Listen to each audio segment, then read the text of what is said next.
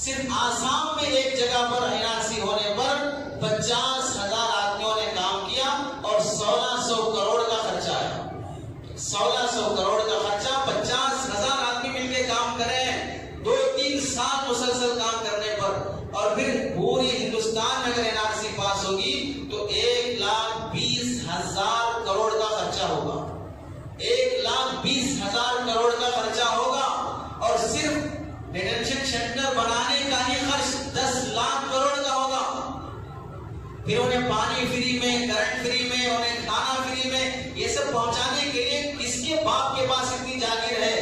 مغل سلطنت کی پوری خزانے کو الٹ دیا جائے تو بھی نہیں جا سکتے ہیں, لیکن ایسی احمقانہ حرکتیں کرنے پہ تیار ہیں. ملک قرضے میں ڈوبتا جائے, کوئی پریشانی کی بات نہیں. نوکریاں گھٹتی 45% نوکریاں ختم ہو گئی لوگوں کی, پھر بھی کوئی ٹینشن نہیں. 300 کسان ایک جگہ کے پھانسی اور زہر کھا کے مر رہے ہیں, پھر بھی کوئی ٹینشن نہیں. صرف ان 2-4 سال کے عرصے میں 8,80,000 بچے مرے ہیں علاج نہیں ہونے پر. رپورٹ دیکھ لیجیے آپ, 8,80,000 بچے مرے ہیں کبھی اس ہاسپٹل میں, کبھی اس ہاسپٹل میں. گیس نہیں ہے, فلاں نہیں ہے, فلاں نہیں ہے. 8,80,000 بچے مرے ہیں. لوگوں کی موتیں ہو رہی ہیں, ہاسپٹلوں کا دیوالیہ نکل رہا ہے. بیان تو اتنے بند ہوتے جا رہے ہیں, کب کون سی بیان ٹوٹ جائے اور پبلک کا پیسہ اٹک جائے پھر واپس نہ آئے, ایسی پلاننگیں چل رہی ہیں. لیکن کوئی ٹینشن نہیں ہے, صرف ایک ہی دھن سوار ہے, مرغی کی ایک ٹانگ, بس ایک ہی دھن سوار ہے. پبلک کچھ بھی نقصان میں پڑ جائے, کچھ بھی پریشان ہو جائے. اس واسطے بزرگوں وہ مسائل اٹھاؤ. کالا دھن واپس لانے کے نام پر جو نوٹ بندی کا ہوا, کتنا کالا دھن واپس آ گیا. کالا دھن تو دور کی بات, کالا قانون بننے لگا ہے. کتنا دھن واپس آیا ہے.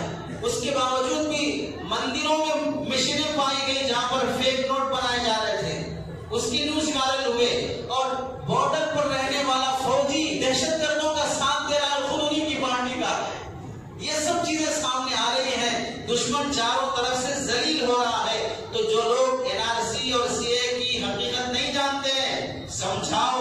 جو ان کی تائید کر رہے ہیں یا جو ان کی ہاں میں ہاں چند پیسوں کے لیے ان کی غلامی اور تلوے چاٹ رہے ہیں, انہیں سمجھاؤ کہ کیسا خطرناک قانون ہے. تمہاری آنکھوں کے سامنے تمہاری اولاد چھین لی جائے گی. مرد ایک طرف, عورتیں ایک طرف, بچے دوسری طرف. تمہیں جالیوں کے پاس کھڑے ہو کر اپنے چھوٹے معصوم بچوں کو دودھ پلانا ہوگا, تم اسے پیار بھی نہیں کر سکتے.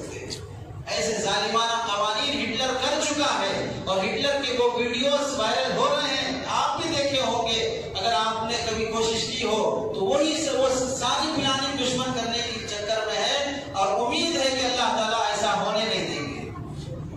آپ لوگ دعاؤں کا